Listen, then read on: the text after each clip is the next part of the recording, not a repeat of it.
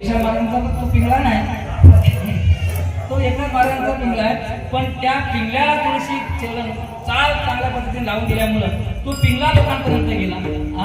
एकनाथ महाराजांनी वारंवार लोकांना सांगितलं, अरे बाबा ऐका ऐका, जर तुम्ही या जन्मामध्ये नामस्मरण केलं नाही तर पुढचा जन्म तुम्हाला मिळणार नाही. तर याच जन्मात तुम्हाला जो काल जो बसलाय तो काल तुम्हाला सदासजी सोडणार नाही. मग आमचं ऐका, कुठं